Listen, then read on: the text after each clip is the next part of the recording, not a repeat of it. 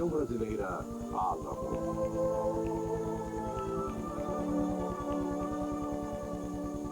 Jesus de Nazaré ergueu-se dentre os mortos há quase 2000 anos?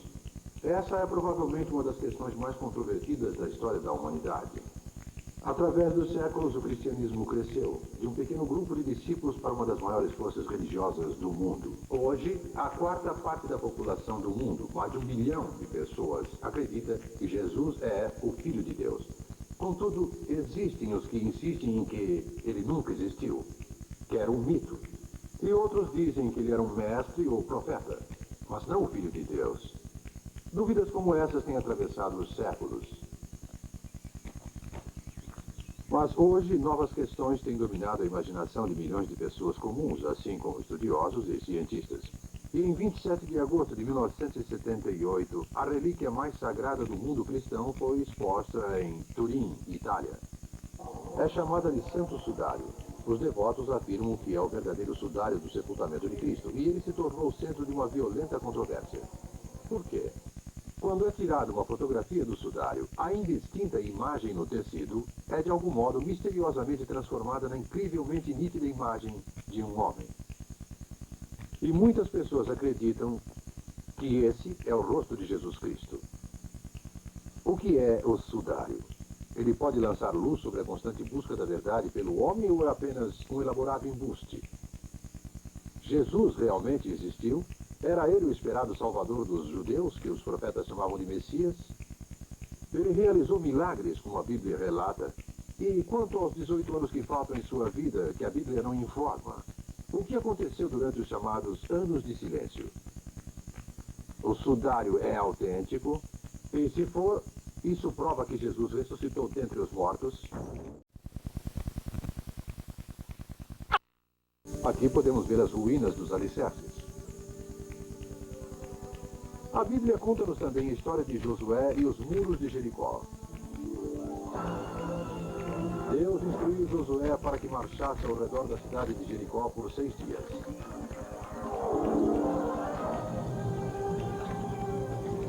Depois, no 7º dia,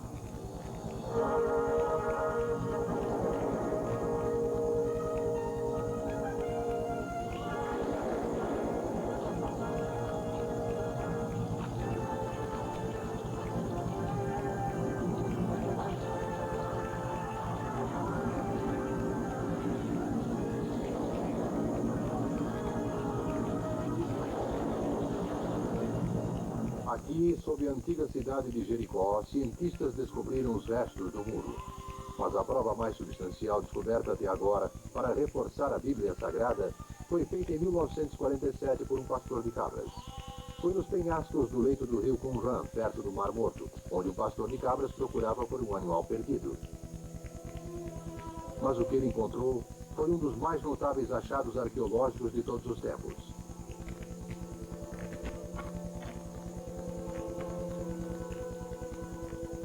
Dentro de um jarro de barro, estava um pergaminho de couro envolvido em linho. O que ele descobriu ficaria conhecido como os manuscritos do Mar Morto. Com o uso do processo do carbono, sabemos que os manuscritos do Mar Morto foram feitos entre 168 a.C. e 233 depois de Cristo. Sua importância? Bem, eles confirmam quase todos os livros do Velho Testamento e antedatam todos os outros registros existentes em centenas de anos. Assim, o Velho Testamento prova ser um documento historicamente notável. E é aqui que nós começaremos nossa pesquisa. Durante centenas de anos, os profetas do Velho Testamento previam a chegada de um Messias. Eles diziam que ele nasceria em Belém e seria criado na Galileia. Ele seria conhecido por curar as pessoas e pelos milagres que realizaria. Mas ele seria desprezado por seu povo e levado à morte. Mas a dúvida continua. Seria Jesus Cristo o Messias esperado?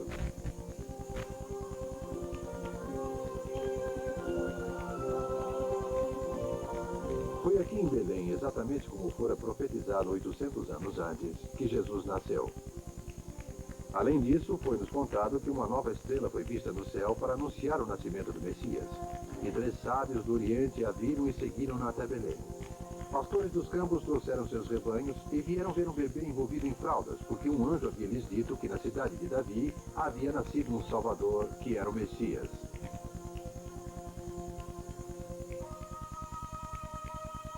A notícia do nascimento do Messias chegou ao enfurecido Herodes, rei da Judéia. O que significa isso? É a realização da antiga profecia hebraica. Onde essa criança nasceu? Pelo que dizem, em Belém. O que fizeram? Nossos soldados procuraram, mas parece que os hebreus sabem pouca coisa. Os hebreus. Sempre eles, os malditos hebreus. Zombunim. Os zelotes atrevem-se a erguer-se contra mim. E agora você diz que eles têm um Messias. Sem dúvida, sábio Herodes. Por acaso não acreditais numa profecia hebraica? Eu sou o rei da Judéia. Eu, Herodes. Nenhum hebreu vai se erguer contra a minha lei. Talvez devêssemos consultar o nosso astrólogo sobre essa estrela. Você não saberia onde esse Messias está, saberia? Não, meu senhor. E se essas profecias forem verdadeiras? Sem dúvida eles esconderiam e protegeriam seu Messias. Daremos ordens para continuarem as buscas. Não? Quero ter certeza.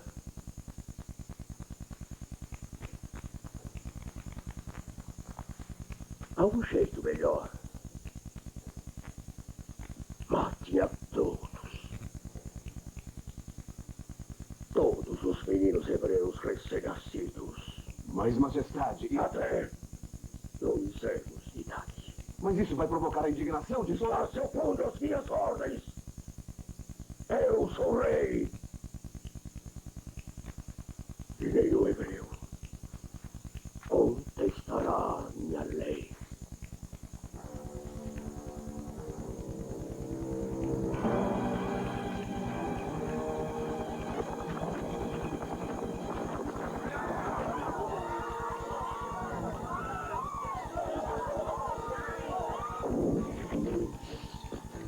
Minha filha. Não! Meu filho! Meu filho! Não!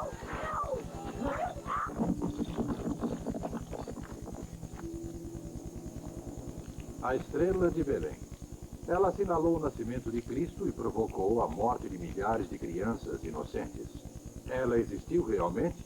Existe alguma explicação científica para esse fenômeno astronômico? Para descobrir, viemos aqui falar com o Dr. Robert McLean neste observatório.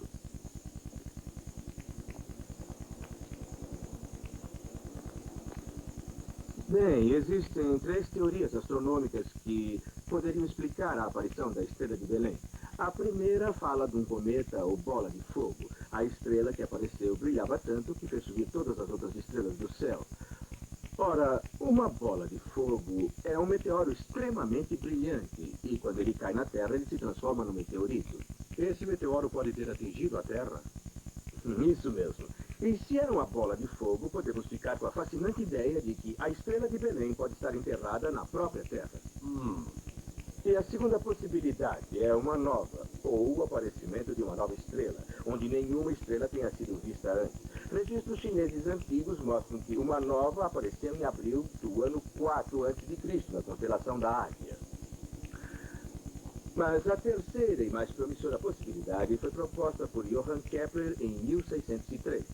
Ele descobriu que na época do nascimento de Cristo, houve uma conjunção entre Mercúrio, Saturno e Júpiter, que teria produzido o efeito de uma luz incrivelmente brilhante no céu. Então, o senhor acha que pode muito bem ter existido a estrela de Belém? Sem dúvida. Então existe uma base científica para a história bíblica da estrela de Belém. E nossa história pode continuar. Jesus foi salvo da morte nas mãos dos soldados de Herodes, quando José teve um sonho avisando-o para fugir. Ele levou a família para o Egito. Eles não voltaram para Israel enquanto Herodes não morreu. E como fora profetizado, José, Maria e Jesus fixaram-se na cidade de Nazaré, na província da Galiléia. Nos anos que se seguiram, Jesus cresceu com uma sabedoria acima de sua idade. Na Páscoa, ele acompanhou seus pais a Jerusalém, conforme o costume da festa. E, quando tinha 12 anos, ele atraiu a atenção de um homem que viria a se envolver intimamente em sua vida e morte. José de Arimateia era um fariseu e membro do Conselho do Templo, conhecido como Sinédrio. Então, você, menino, decidiu tornar-se rabi. Sim, mestre. Está preparado para isso, filho? Para passar muitas horas com sua cabeça nos estudos e orações, até o dia em que possa levantar o queixo barbado como um de nós? Se Deus quiser.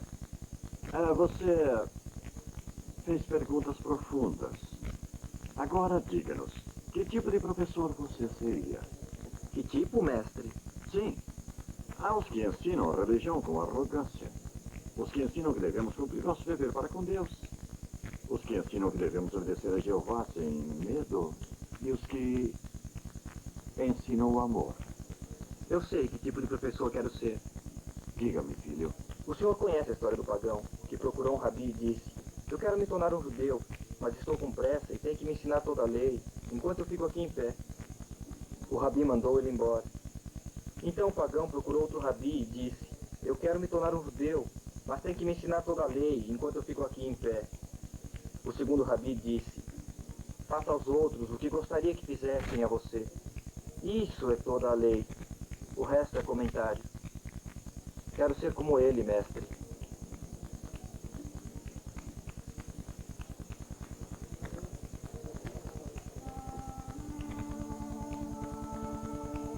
Nicodemos, ele já fala como se fosse um barbado.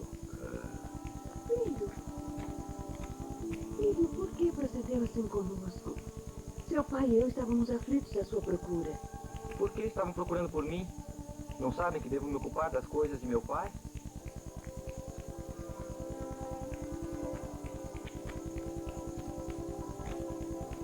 Ocupar das coisas de meu pai.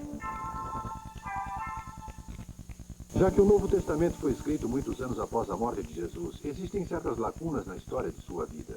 A maior dessas lacunas é a dos anos desconhecidos, entre os 12 e os 30 anos. Desses 18 anos, as escrituras não dizem quase nada, mas vieram à luz outras fontes e lendas que procuram preencher essa lacuna. O resultado é uma coletânea de fascinantes possibilidades. O Evangelho Aquariano, escrito em 1907, que dizem ser baseado nos arquivos acásticos, afirma que Jesus partiu de Israel aos 12 anos. Este mapa mostra a rota seguida por Jesus. Os arquivos acásticos dizem que essa viagem incluía uma visita à Pérsia, o Irã de nossos dias.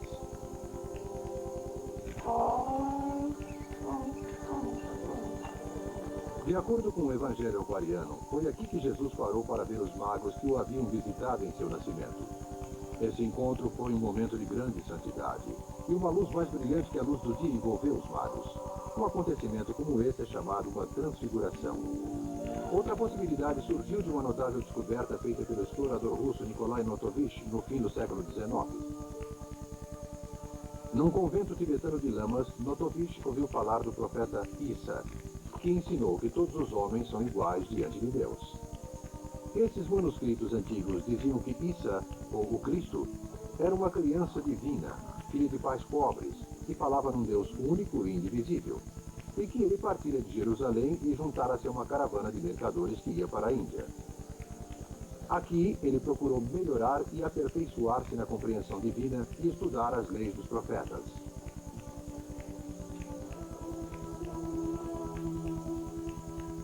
Enquanto não existem provas tangíveis da vida de Jesus para iluminar os 18 anos que faltam, há uma lenda que parece ser mais do que simples conjectura. E, curiosamente, suas raízes levam mais uma vez a José de Arimateia. Essas são as ruínas do mosteiro de Glastonbury, em Somerset, Inglaterra, como estão hoje em dia.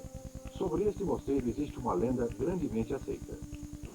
Dizem que o jovem Jesus deixara a Índia e viajara para a Grã-Bretanha com José de Arimateia, que era um mercador à procura de estanho. Naquela época, a Inglaterra era a maior produtora de estanho do mundo. José de Arimateia tem sido designado como decurião, um termo romano comum para designar um oficial encarregado de minas de metal. Fontes medievais relatam que lá foi construída uma igreja sob a direção do jovem Jesus. Esta lenda recebe uma aparência de credibilidade pelo fato de que aqui existem as ruínas de uma igreja que data mais ou menos do tempo de Cristo. A lenda de Glastonbury continua dizendo que após a morte de Cristo, José de Arimateia voltou para a Grã-Bretanha. Em meio ao grupo que provavelmente o acompanhou, estavam Lázaro e Maria Madalena. A tradição conta que José, cansado de suas viagens, enterrou seu bastão no chão e que o bastão tornou-se parte da terra, e com o tempo cobriu-se de flores. Hoje, esta árvore com 2000 anos de idade permanece em Glastonbury.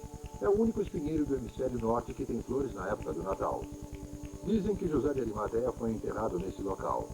E em 1367, um monge de Lincolnshire registrou que o corpo de José de Arimateia foi encontrado em Glastonbury. A cripta e o corpo, que dizem ser de José de Arimateia, foi redescoberto em 1928 e hoje está aqui na capela de Santa Catarina, em Glastonbury. Em termos de fatos históricos, os eventos dos anos desconhecidos são simples conjecturas. Nós podemos concluir que foi durante esse período que ele desenvolveu seus poderes mentais e espirituais. A Bíblia a seguir fala-nos de Jesus quando ele vai visitar João, o Batista. João o Batista era um profeta famoso na Judéia. Seus sermões eram tão tocantes que em pouco tempo conseguiu um grupo crescente de seguidores. Mas suas afirmações enfureceram Herodes Antipas, o governador romano da Judéia, assim como os sumos sacerdotes hebreus que invejavam a crescente popularidade de João o Batista. Arrependa-se e creia no único Deus verdadeiro.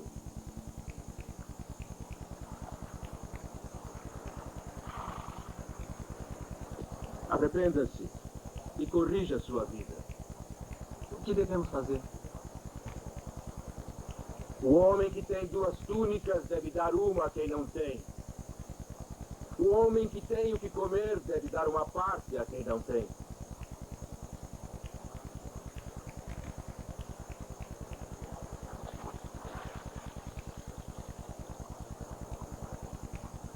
João, nós viemos em Jerusalém por solicitação do Sinédrio. Queremos fazer-lhe uma pergunta. Diga, você é o Messias? Não. Então quem é você? Uma voz no deserto, clamando para ser ouvida. Não respondeu a nossa pergunta. Eu batizo com água. Mas existe alguém que vem depois de mim, cujas sandálias eu sou indigno de tocar. Ele batizará com o Espírito Santo e também com fogo. Ele ousa anunciar o Messias. E acreditam nele. Sim. Ele incita o povo. Ele também incita Herodes Antipas, colocando-se contra ele. Por isso, logo ele terá que pagar muito caro.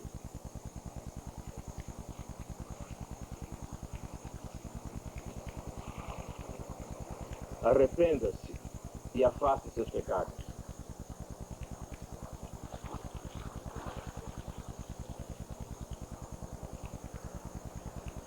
Arrependa-se, porque está próximo o reino dos céus.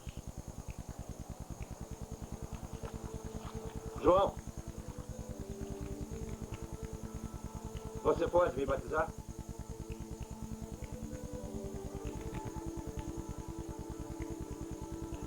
Aproxime-se.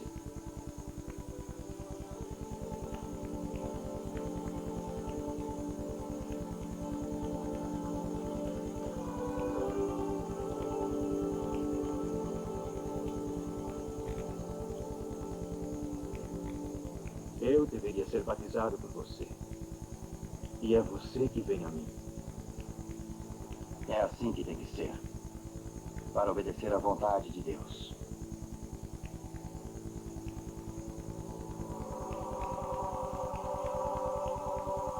Está próximo o reino dos céus.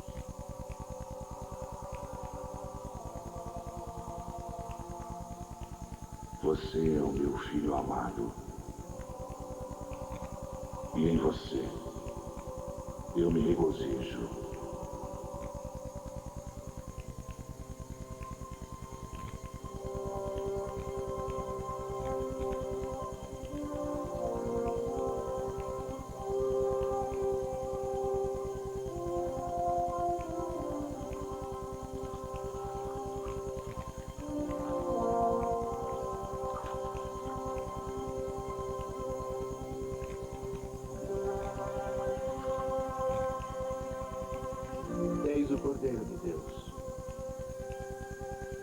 É a ele que devem seguir agora.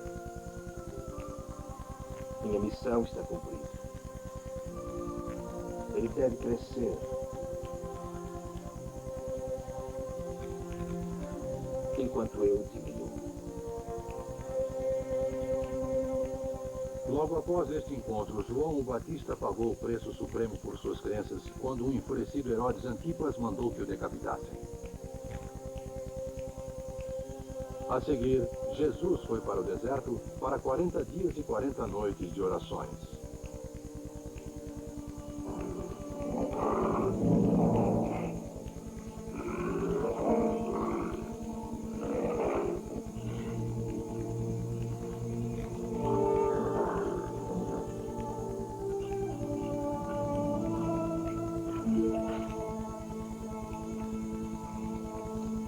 Vá agora, meu filho, para o meio do povo de Israel. Assim como cativou esse animal selvagem, deverá agora cativar seu próprio rebanho de seguidores. E saiba, meu filho, que não será uma tarefa fácil. Mas se você seguir meus caminhos, tudo será possível.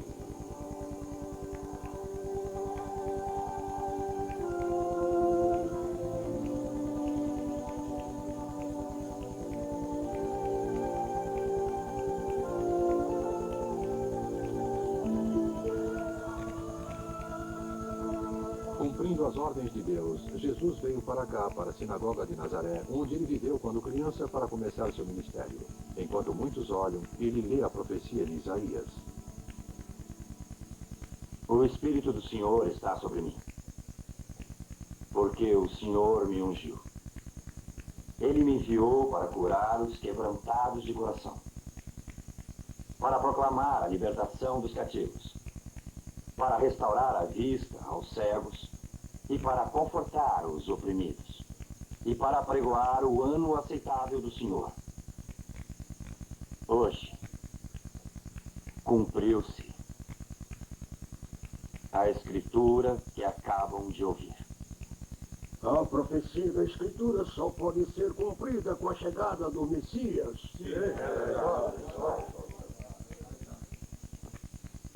Veja bem, o reino de Deus está sobre você. E ele vem de uma maneira não prevista pelo homem. O filho de um carpinteiro de Nazaré ousa afirmar que é o profeta. Nenhum profeta é bem recebido em sua própria terra. Você pensou na casa do Senhor?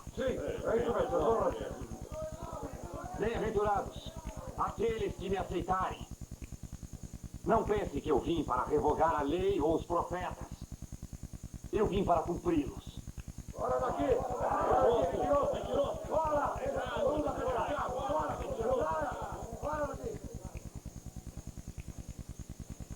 Mestre! Mestre! Eu sou André. Este é Pedro. Nós viemos a pedido de João Batista. Desejamos servi-lo. De onde vocês são? Somos de Cafarnaum. Somos pescadores. Venham. Vou fazê-los pescadores de homens.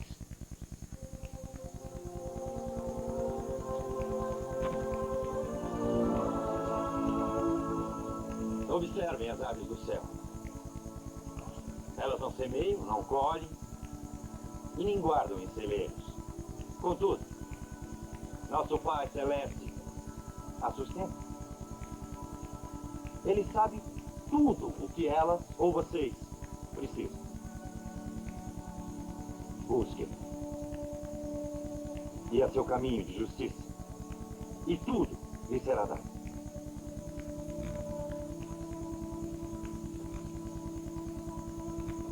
Vocês são a luz do mundo. Um homem não acende uma candeia e a esconde sob um alqueire. Ele a põe no velador para que ela possa iluminar o caminho. E dessa maneira,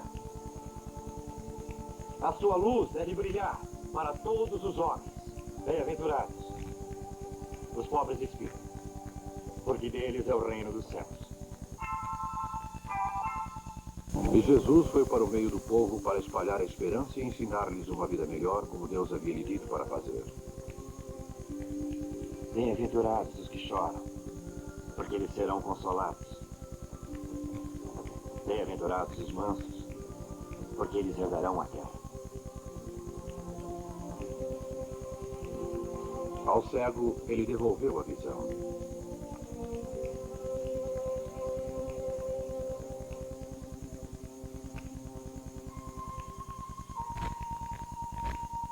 Bem-aventurados os puros de coração, porque eles verão a Deus.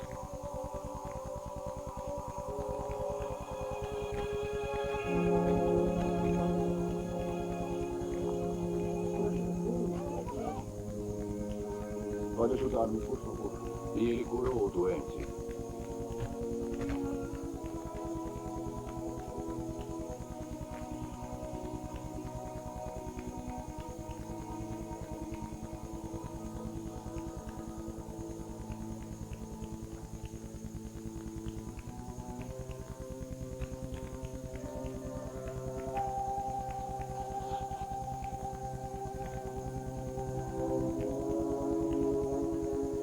Querido Pai Celestial, peço-vos que cureis este homem.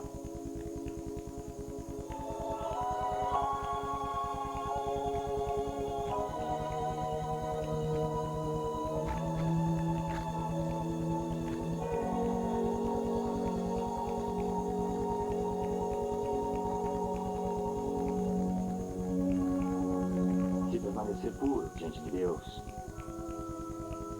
você está curado.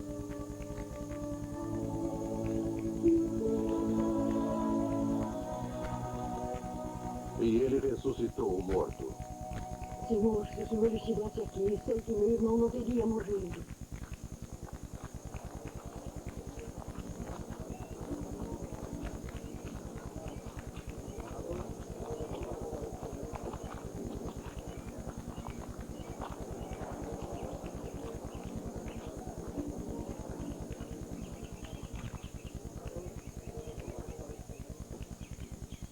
Eu sou a ressurreição e a vida. Aquele que crê em mim, mesmo que venha morrer, voltará à vida. E aquele que vive e que crê em mim, nunca morrerá. Tirem a pedra.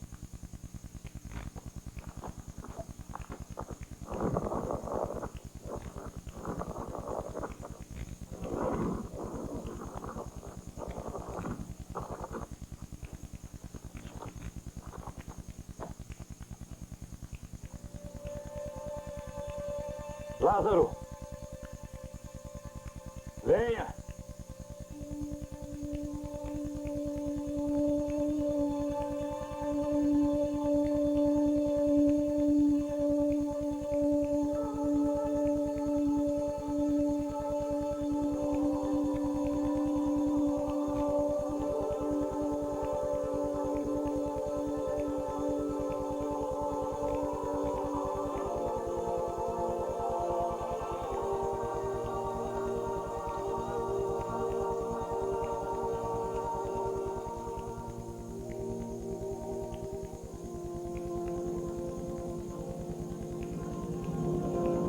Ele é o Messias. Quem mais poderia ressuscitar um homem? Devemos contar a Caifás. Mas quem acreditará? Com meus olhos eu vi Lázaro morto. Caifás tem que saber. Logo se espalhou a notícia dos milagres realizados por Jesus e a popularidade dele cresceu. Ouviram o que foi dito? Amarão ao seu próximo e odiarão ao seu inimigo. Mas eu lhes digo, amem aos seus inimigos. Abençoem os que os amaldiçoam. Façam o bem aos que os odeiam. Porque nosso Pai no céu faz o sol nascer, tanto sobre o mal quanto sobre o bom. E faz a chuva cair sobre o justo e o injusto. Bem-aventurados os pacificadores, porque eles serão chamados os filhos de Deus. Bem-aventurados os que têm sido perseguidos em nome da justiça, porque deles é o reino dos céus. Durante seu ministério, Jesus foi de aldeia em aldeia anunciando o reino de Deus.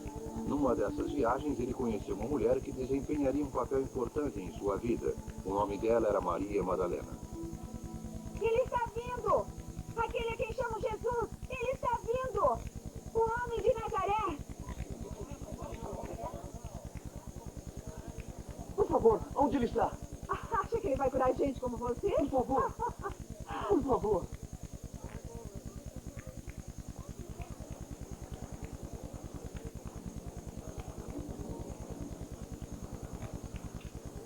Foi ele quem pecou ou foram os pais dele para que ele nascesse cego?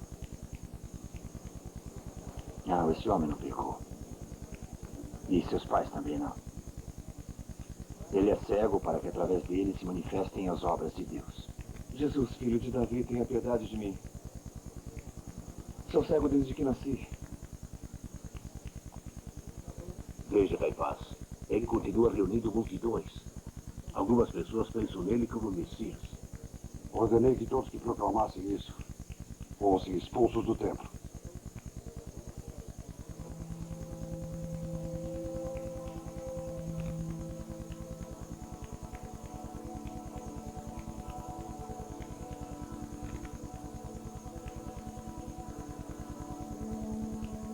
Agora vá. E lave-se no tanque de Siloé.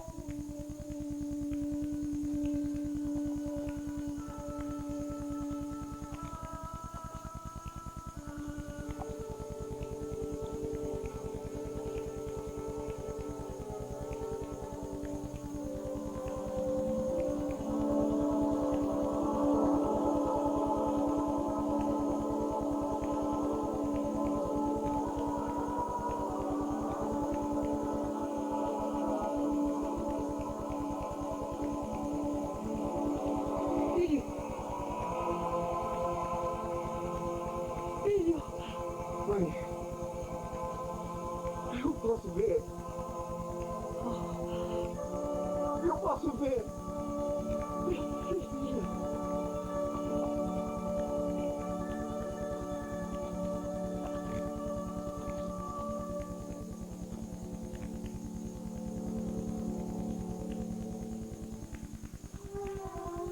A fama de Jesus continuou a se espalhar. Seus ensinamentos eram repetidos por seus seguidores e as histórias de suas curas convenciam a muitos de que ele era o Messias. E falava-se muito sobre os milagres de Jesus. Nós iremos até a praia, senhor. Não.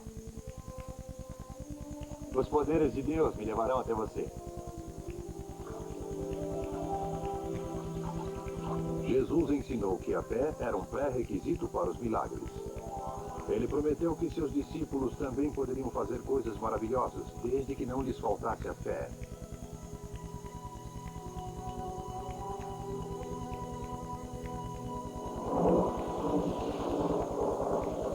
Através dos milagres de Jesus, seus discípulos logo compreenderam que ele dominava os elementos da natureza.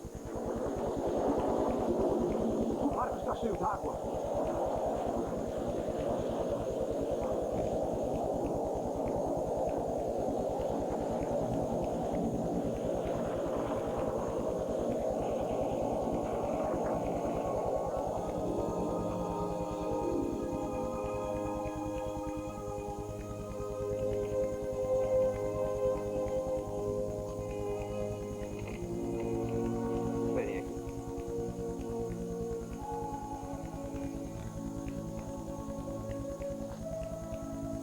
Os apóstolos Pedro, Tiago e João tinham uma posição especial de liderança entre o grupo dos 12.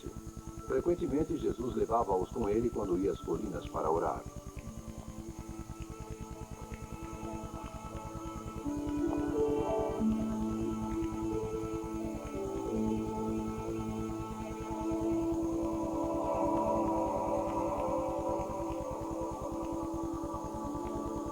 Você tem procedido bem, meu filho.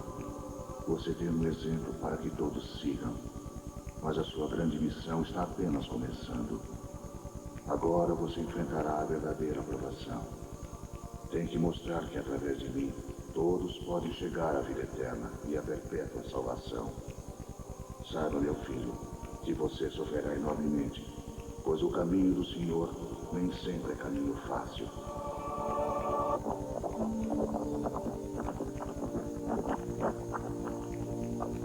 Com o aumento da fama de Jesus, Herodes Antipas começou a temer sua crescente reputação como o Messias.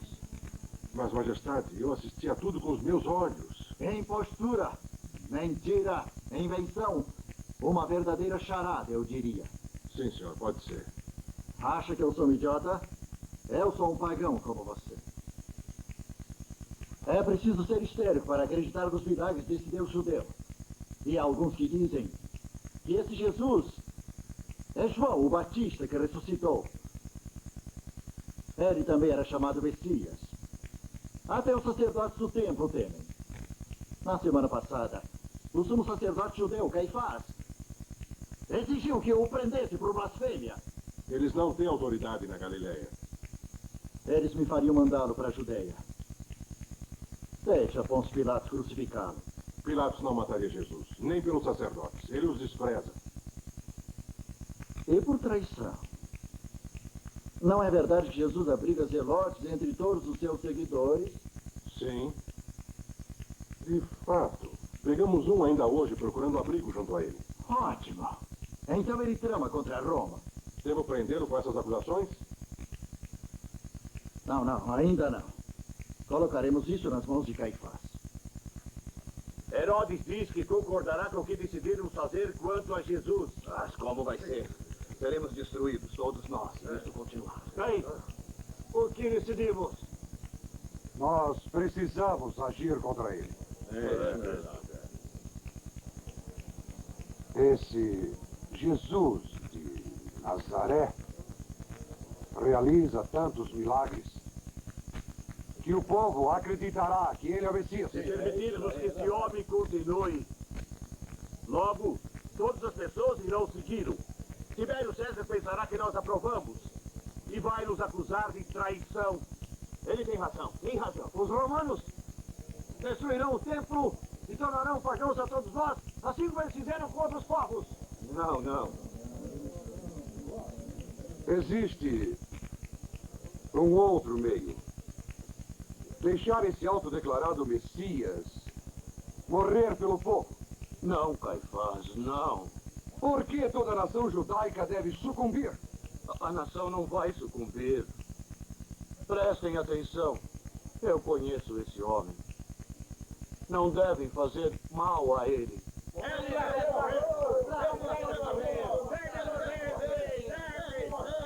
Eu não vou pôr em risco a segurança de nossa gente por causa da vida de um homem.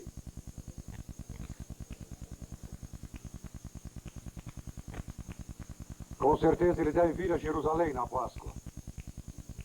Fiquem atentos. Informe-me do seu paradeiro. E no momento certo, nós o pegaremos.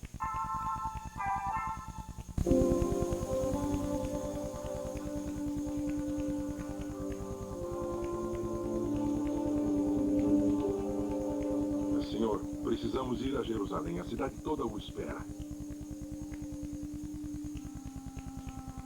Parece bálsamo de nardo. E é, Judas? Desperdício de dinheiro, meu senhor. Dinheiro que seria melhor dar aos pobres do que usar dessa maneira. Eu mandaria vender. Deixe, Judas. É para preparar o meu sepultamento.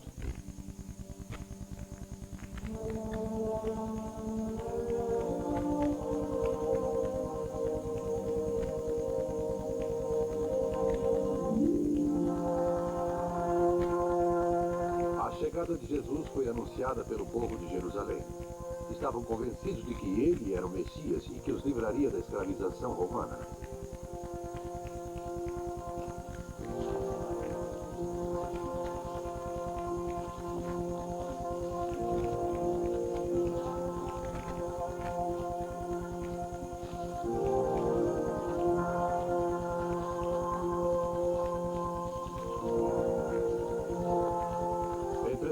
Quando ele penetrou no templo e descobriu que fora transformado em mercado, suas reações surpreenderam a seus seguidores.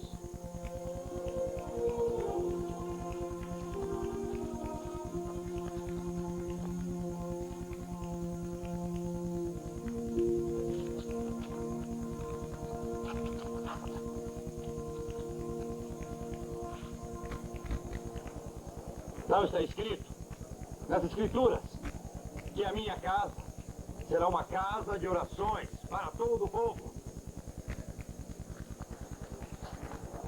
Pois a transformaram num covil de salteadores.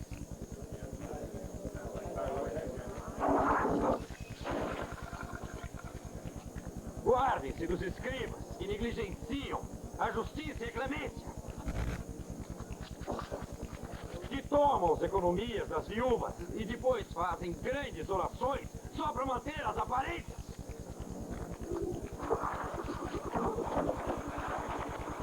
Guardem-se de sua ostentação, de suas roupas salares, de suas primeiras cadeiras na sinagoga e de seus lugares de honra nos banquetes, porque eles são hipócritas. Olhem então, a sua casa será deixada vazia. E vocês não me verão de novo. O povo estava chocado. Ao invés de liderá-los para que se libertassem de Roma, Jesus havia atacado os sumos sacerdotes. Sua crença de que ele era o Messias estava abalada. Sentindo essa oportunidade, Caifás e os outros sacerdotes fizeram seus planos.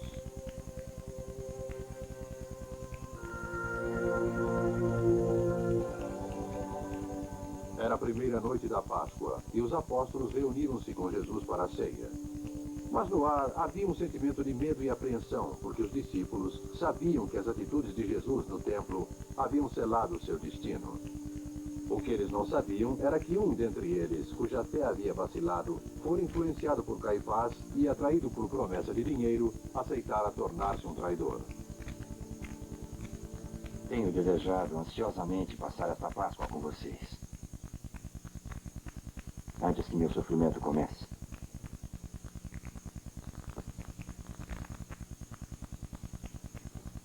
Tomem este pão e dividam entre vocês.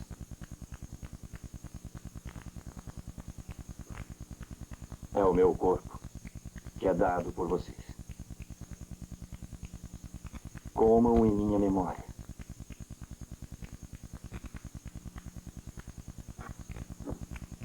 Este vinho que é derramado por vocês é a nova aliança do meu sangue. Abençoado sois, ó meu Deus, Senhor do universo, que nos destes este fruto da videira.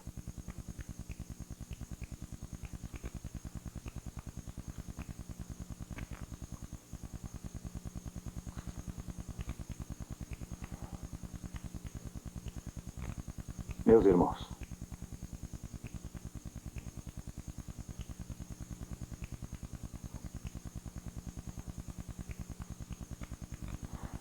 há um entre vocês que irá me trair. Quem é, senhor?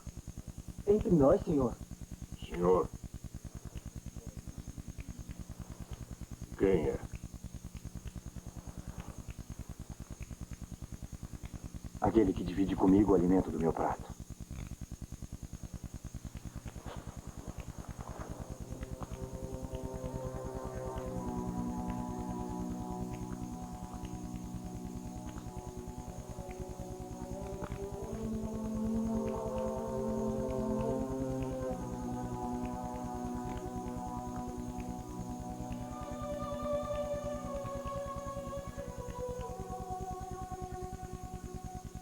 O que tiver que fazer, faça depressa.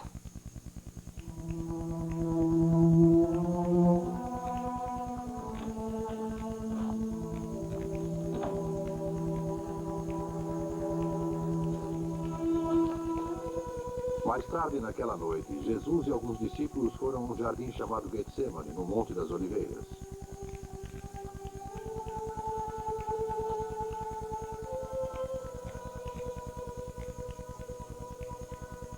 Fiquem aqui. vigie.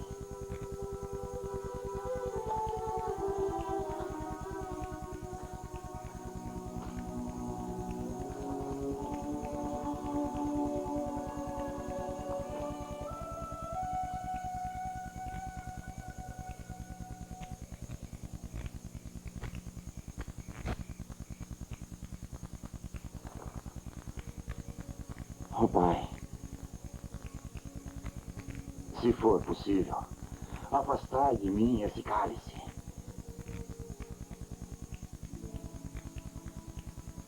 Mas se ele não puder ser afastado, se tenho que bebê-lo, faça-se vossa vontade. Está próximo o momento, meu filho, de começar sua grande provação. Quando seu sofrimento aumentar, lembre-se, o que você fizer atuará como uma luz a mostrar o caminho para toda a humanidade.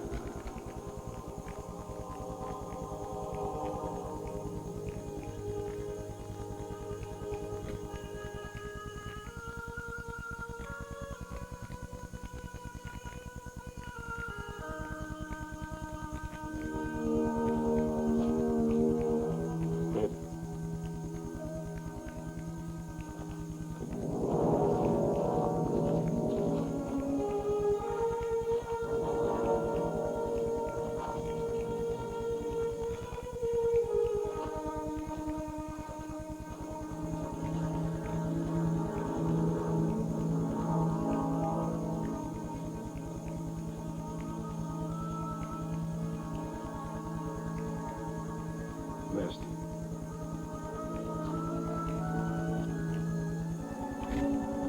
Com o beijo de Judas, os soldados prevenidos por Caifás souberam qual dos homens era Jesus.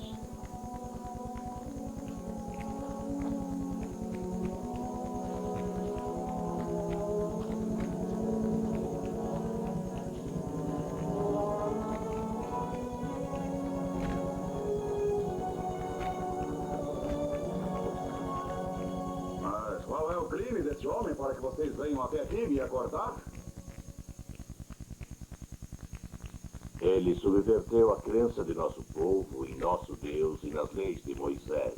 Sim, mas assuntos religiosos não são problemas meus. Vocês resolvem de acordo com suas próprias leis. Tem razão, procurador.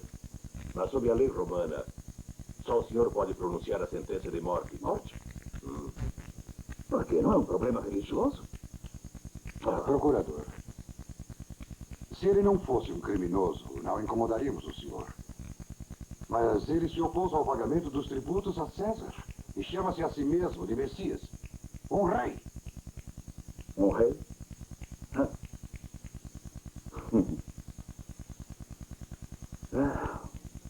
Traga esse rei à minha frente.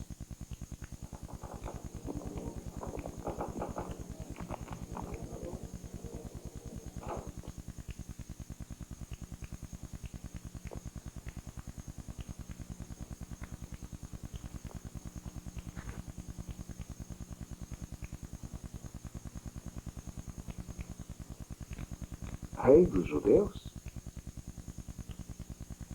São palavras suas. Não, são palavras dele. Sua própria gente entregou você a mim.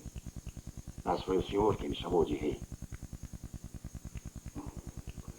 Bem, então o que é você? A razão por que eu nasci. A razão por que eu vim ao mundo foi para dar testemunho da verdade.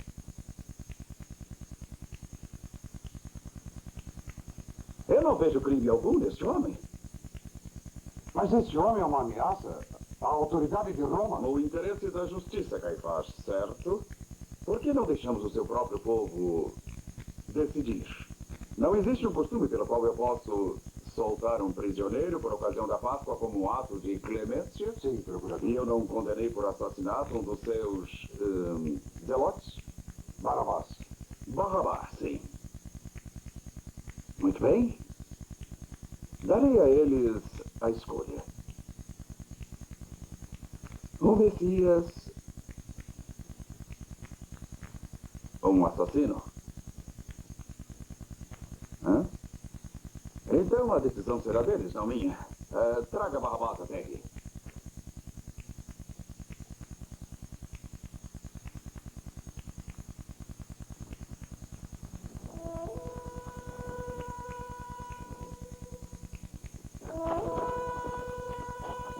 Sabendo da sentença de Pilatos, José de Arimateia e Maria, mãe de Jesus, correram para o templo. Mas Caifás havia providenciado para que pusessem seus homens em meio à multidão, para ter certeza do resultado.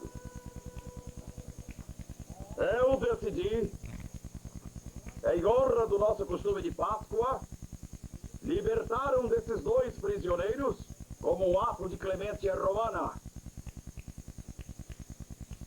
Vocês decidirão qual deles. Devo soltar Jesus, o rei dos judeus? Quem for a favor dele conhecerá a vingança do templo.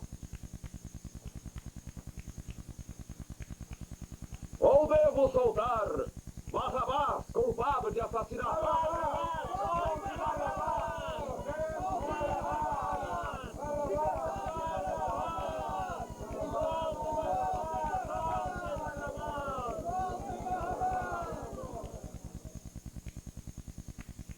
A responsabilidade é sua. Lava as mãos do sangue desse homem.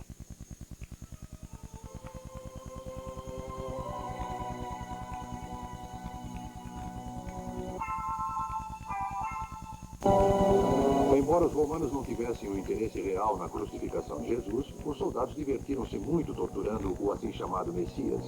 Puseram-lhe uma coroa de espinhos, açoitaram-no repetidamente, depois o conduziram através das ruas de Jerusalém. A crucificação era um castigo comum naquele tempo, e naquela sexta-feira de pé, 2 ladrões iam ser crucificados ao lado de Cristo.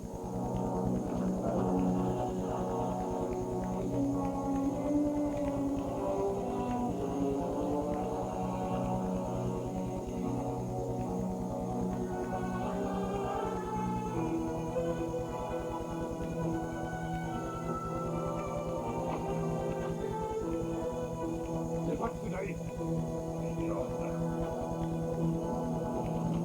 Levante-se! Você, civil, carregue isso! Vamos, andem logo! Levante-se!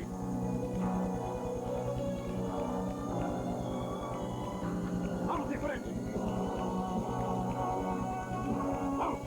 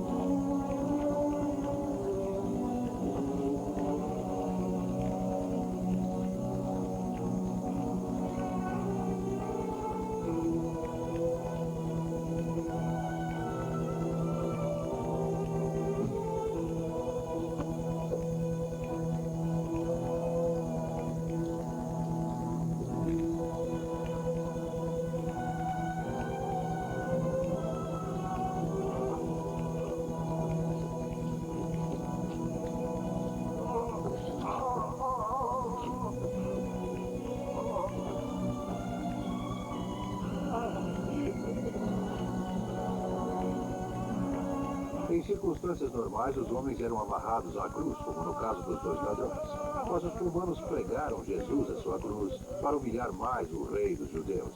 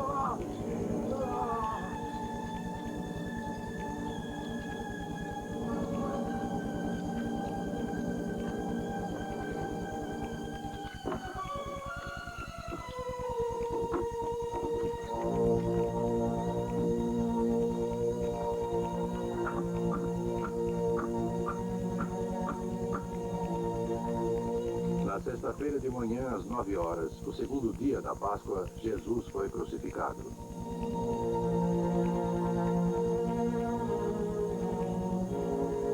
Ele salvou a outros, mas não pode salvar a si mesmo. Rei dos judeus! Se você é filho de Deus, mostre-nos. Desça dessa cruz. Assim acreditaremos em você. Ao meio-dia, o sol brilhante foi obscurecido por nuvens e começou a escurecer.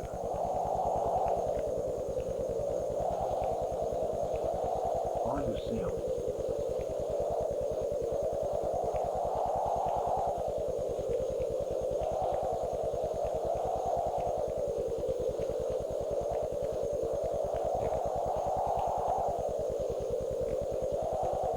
Se você é o Messias, por que não salva a si mesmo? E a nós? Você não tem medo de Deus? Nós merecemos morrer. Mas ele não fez nada de errado. Jesus, lembre-se de mim quando chegar ao seu reino.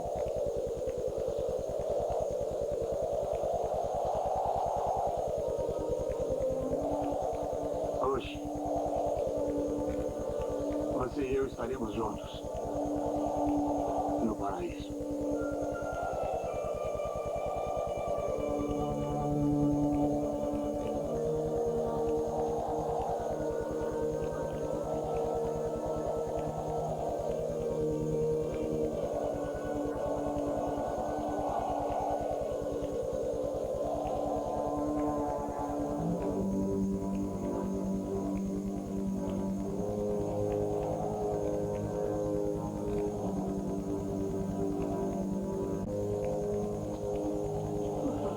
Somos a família dele.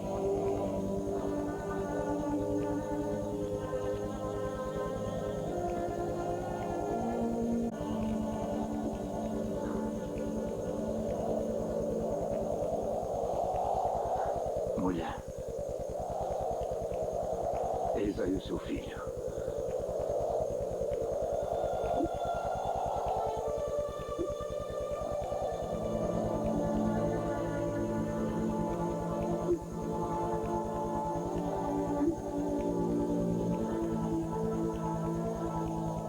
Eu já vi o bastante.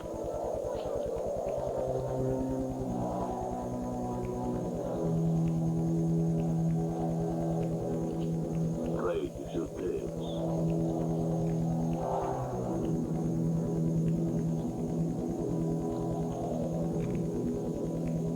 Oh Deus!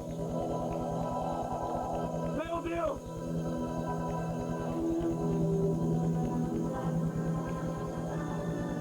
Por que me desamparaste? Não se desespere, meu filho. Você desempenhou bem a sua missão. E logo estará ao meu lado. Em vossas mãos. Meu pai, eu entrego o meu espírito.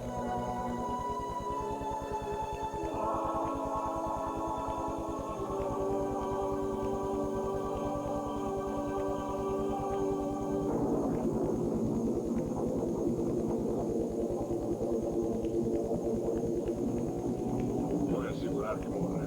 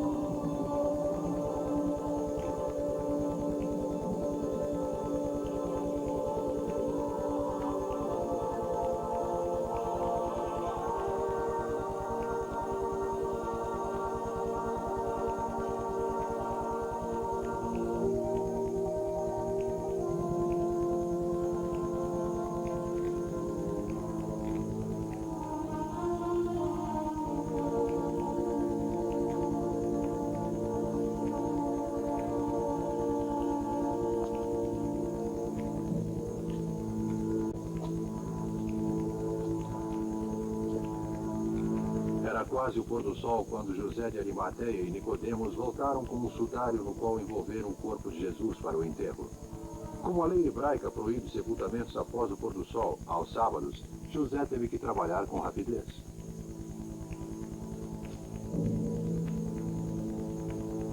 Quando o corpo foi tirado da cruz, não havia tempo para lavá-lo. Eles correram para um sepulcro, o qual José pretendia para si próprio.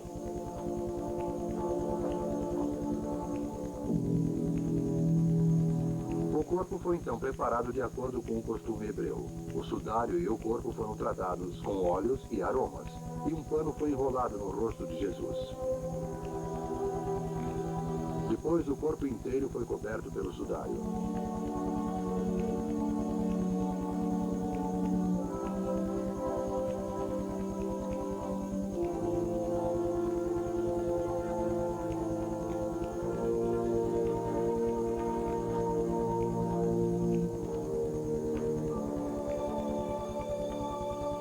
Dias mais tarde aconteceu o maior milagre de todos.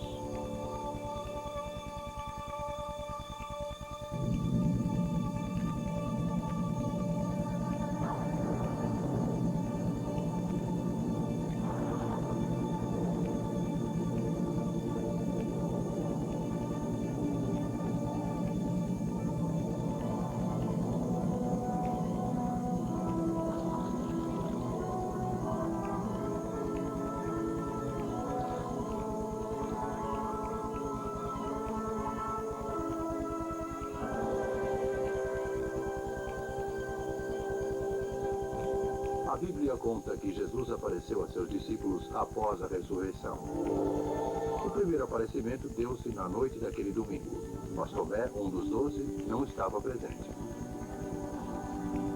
Quando os outros contaram a Tomé que Jesus os visitara, Tomé não acreditou. 8 dias depois, Jesus apareceu novamente.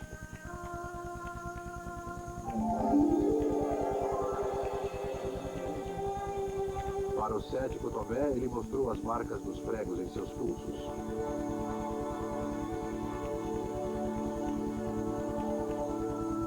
E também lhe mostrou a ferida no peito.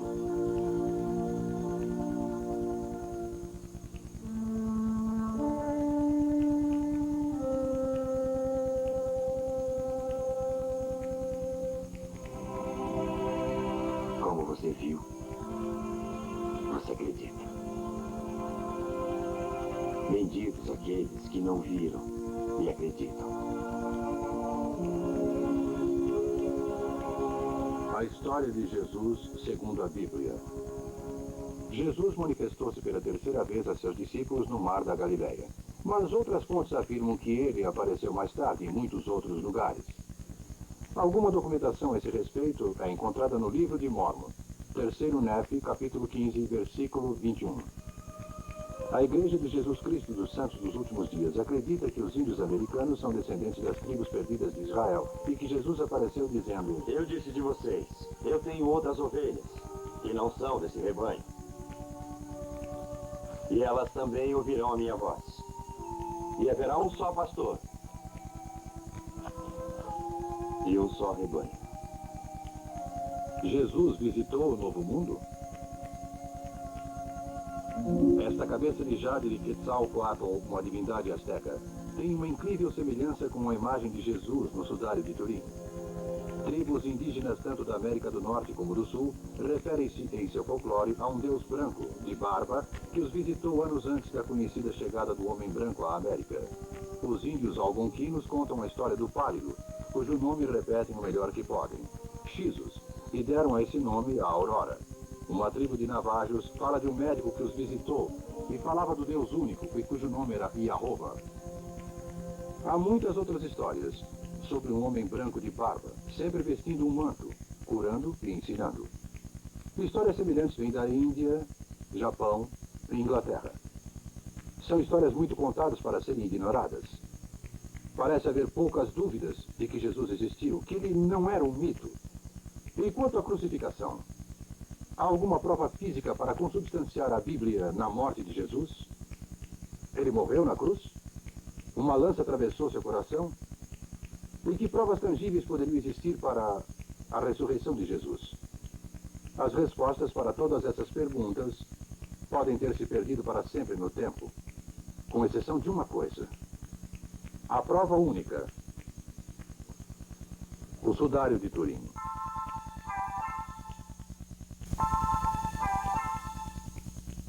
Em junho, muita fé, coração, não tem passe errado.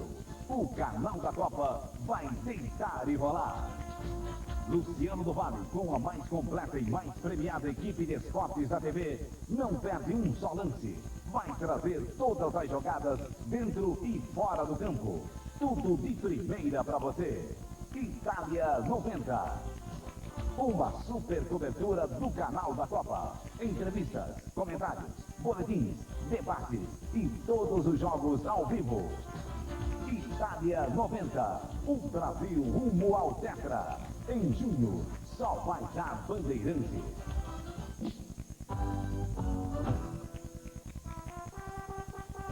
Oferecimentos. Skol e seus revendedores. E tome Skol. Venha conhecer a nova linha Fiat 90 no seu concessionário. A gente usa Pardal. Copa Sharp de prêmios todas as semanas. Compre Sharp e participe. E Tramontina, qualidade internacional. O Jumbo Eletro facilita a sua vida com produtos Black & Decker pelos melhores preços e condições de pagamento. Veja esta oferta. Aspirador de pó Black & Decker de 830 por 6.800. Black & Decker é no Jumbo Eletro. Venha conhecer a nova coleção Emoções 90 da Prata Linda. É tudo feito com arte, com carinho, com muito amor. Para conhecê-la, ligue para 261-5826 e emocione-se você também. Coloque um cinema em sua casa. Antena grande e antena selada Plasmatic. Blindada, protege os circuitos do tempo, não tem parafusos e é muito fácil de instalar. Com o kit Plasmatic já vem tudo pronto. Num instante você mesmo instala. Plasmatic você encontra nas melhores lojas. Compre sua antena Plasmatic no Jumbo Eletro. Plasmatic, essa antena pega. A poupança, ela continua tendo a credibilidade que ela sempre teve. Continuo deixando na caderneta de poupança. Eu acho que a poupança é uma das coisas que você pode, em termos de investimento, acreditar. Eu sou a favor da caderneta de poupança. Vai continuar na poupança. Porque eu acho que é o melhor investimento do Brasil no momento. Essa semana eu pus na poupança. Acredito na poupança. A poupança é garantida pelo Brasil. Caderneta de poupança. Novos tempos. São tempos de poupança. Ubatuba, entre o mar e a montanha, a Marco Baroni lança o melhor empreendimento da região, Ubatuba Country. Casas de 2 a 4 dormitórios dentro de um clube privê, com piscina natural, quadras de tênis e poliesportiva, e clube hípico. Tudo isto com um pequeno sinal de 50 mil, saldo em até 30 meses, com mensais a partir de 38 mil. Preço total, 1.600.000. Ubatuba Country. A Marco Baroni assina embaixo. Vendas 852-5400. Neste domingo, os melhores momentos do clássico São Paulo e Palmeiras. Futebol compacto. Neste domingo, 7 da noite, no Show do Esporte.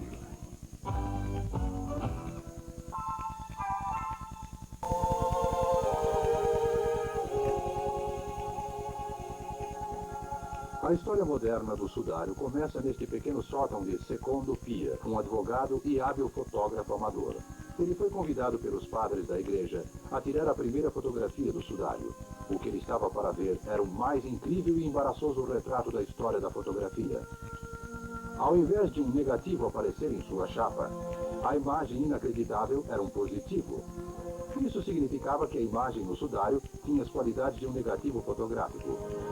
Pia fixava com espanto o milagre na chapa.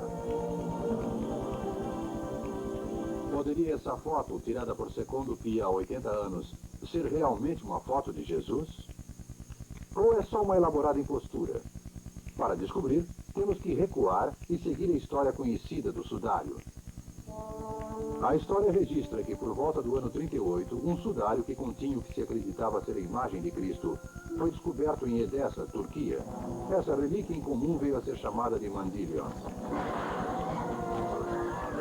Mas com o crescimento do cristianismo, cresceu também a perseguição, e representantes da igreja começaram a temer que o sudário fosse destruído.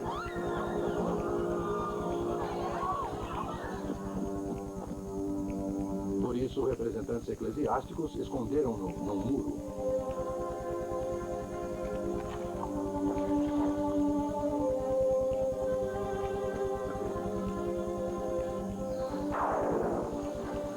Depois, em 525, uma inundação devastadora arrasou Edessa.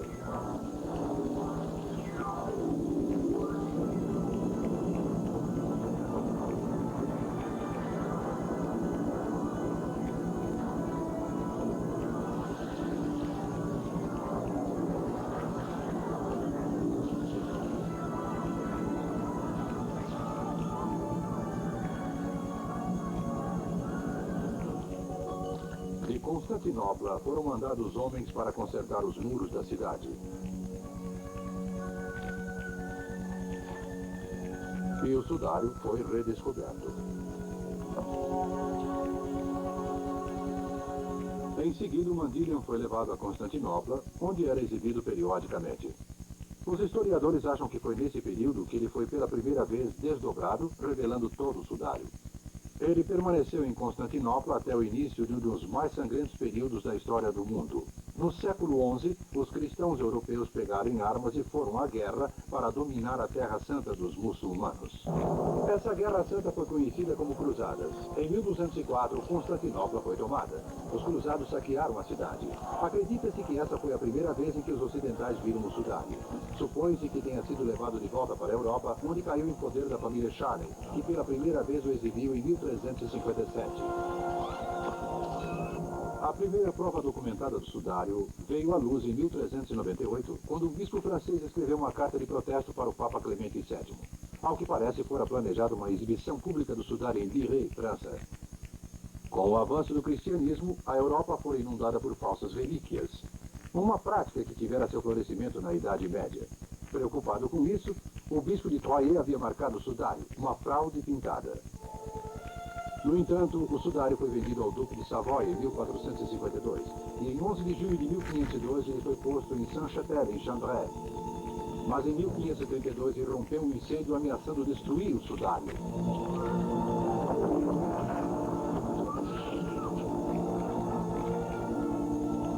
Precisamos de água?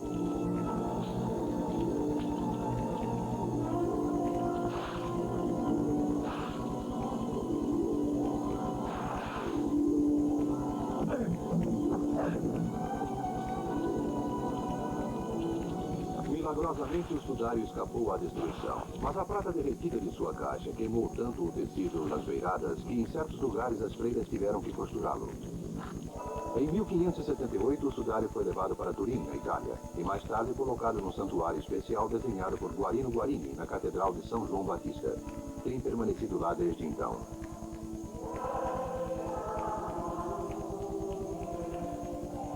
Ao longo dos anos, o sudário tem sido periodicamente exibido. Em 1978, mais de 3 milhões de pessoas foram ver essa notável relíquia. O que viram foi um tecido de linho com 4,30 metros de comprimento por 1,10 metros de largura. No tecido existem duas impressões negativas de uma forma humana. Tanto as costas como a frente do corpo são claramente visíveis. Quando uma pessoa aproxima-se mais do sudário, o que ela vê desafia o entendimento. As áreas escuras são as marcas do incêndio de 1532, compondo um delicado contorno pálido de matiz inconstante que mostra claramente a imagem de um homem. Essa fascinante relíquia é genuína ou é uma grande impostura infligida a pessoas que desejam desesperadamente crer nela? Exatamente como essa incrível imagem negativa foi formada e o que a formou? Para descobrir, vamos ver Ray Rogers, um químico físico em Los Alamos, Novo México. No mês de outubro de 1978, um grupo de pesquisadores dos Estados Unidos teve permissão para estudar por 5 dias o sudário. O método científico clássico abrange o desenvolvimento de hipóteses como pode alguma coisa ter ocorrido.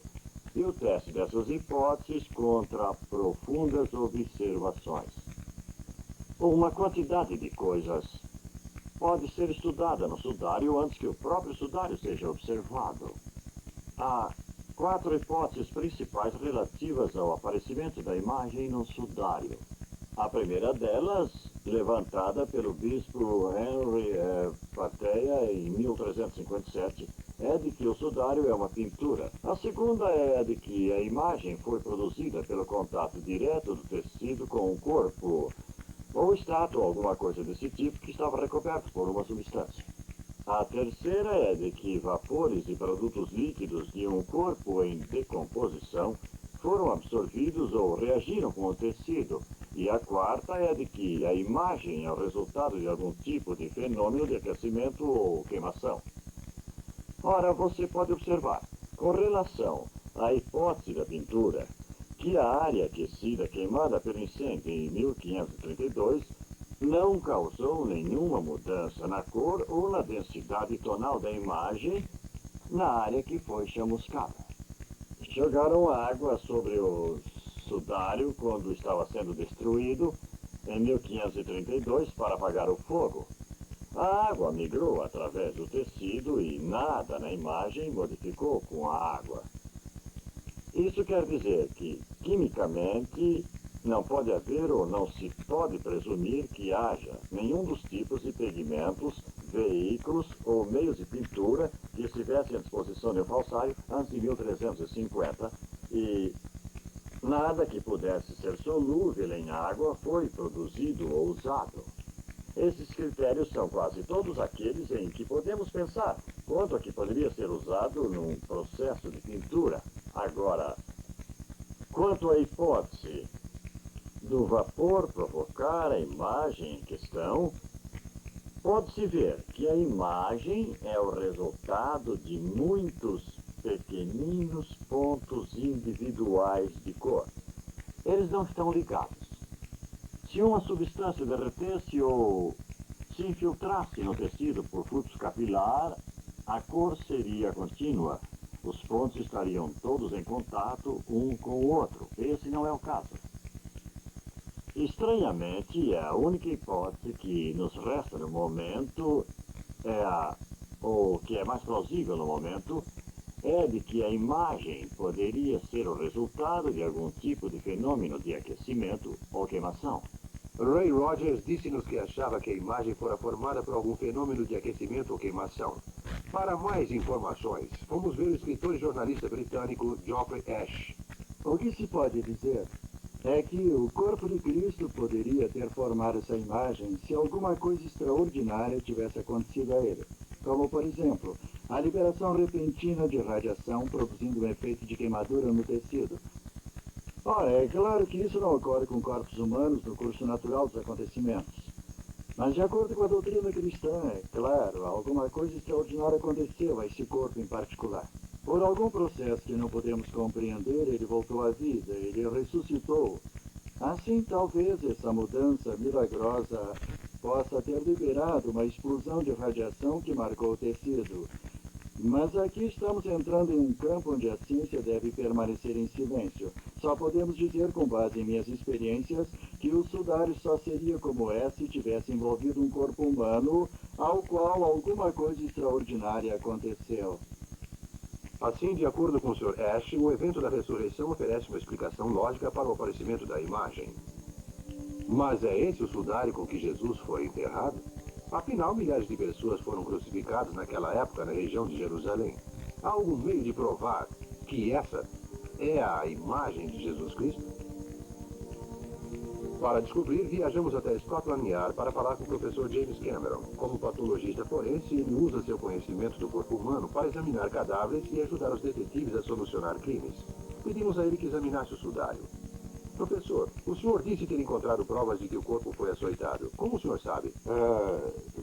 Como se sabe, se um romano fosse flagelado, ele teria sido açoitado com uma vara ou bastão. Se fosse um não romano, provavelmente 40 pancadas. Mas com um judeu, a coisa poderia atingir 120 açoites ou mais, e nesse sudário em particular, calcula-se que haja marcas de 120 chicotadas. Então podemos quase ter certeza de que a imagem no tecido é a de um judeu. Que marcas mais de identificação o senhor achou? Pode-se ver também que existem marcas na cabeça aqui, marcas que vieram da coroa de espinhos. Isso sugeriria que estaria mais de acordo com os evangelhos se ele fosse coroado o rei dos judeus. As manchas de sangue podem ser vistas claramente na fronte. Existe mais alguma marca adicional que corresponda à descrição bíblica? Como era a prática normal quando alguém era crucificado, se alguém estava andando e era batido e empurrado, ele automaticamente, é bem possível, cairia mais sobre o joelho esquerdo e lado esquerdo da fronte.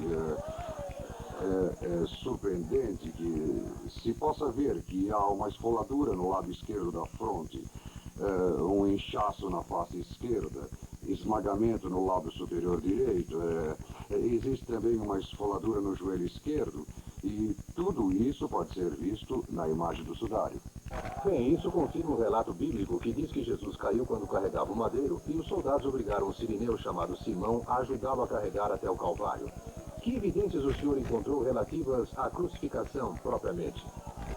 Se alguém resolve estudar o Evangelho, ele percebe que uma pessoa que era crucificada nos primeiros 100 anos da nossa era não tinha apoio para o pé e, portanto, ele tinha que ficar suspenso por pregos em seus pés ou através do calcanhar, mas neste caso da imagem foi obviamente através dos pés.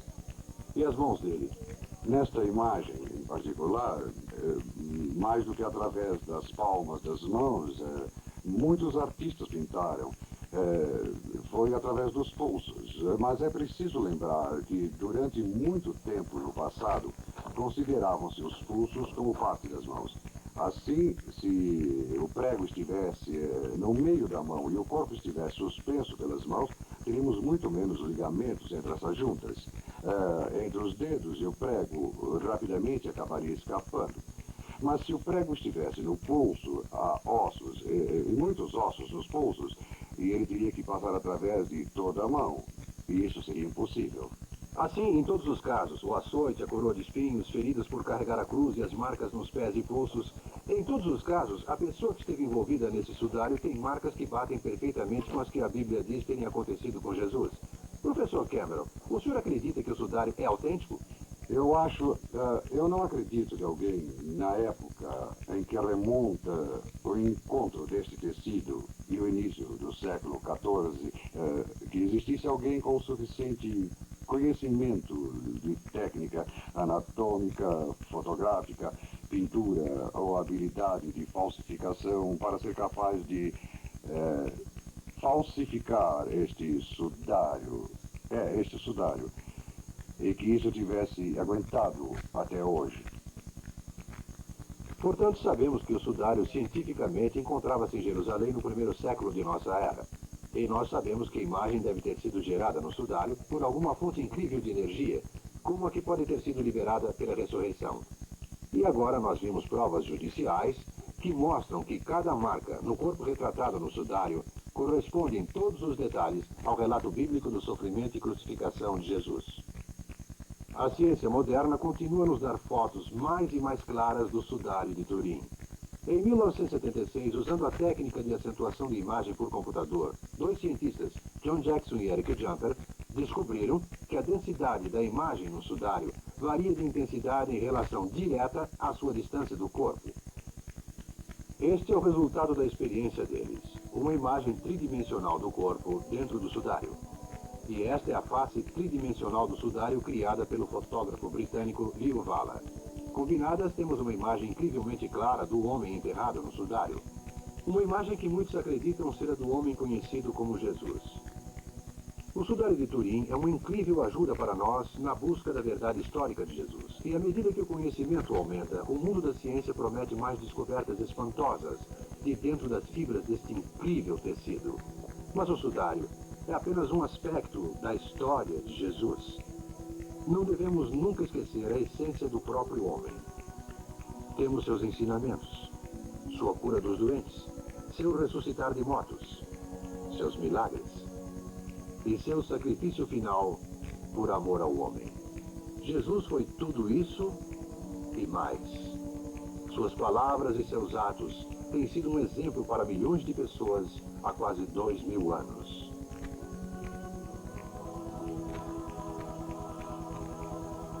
Você acreditou porque você me viu. Bem-aventurados os que não me viram e acreditaram.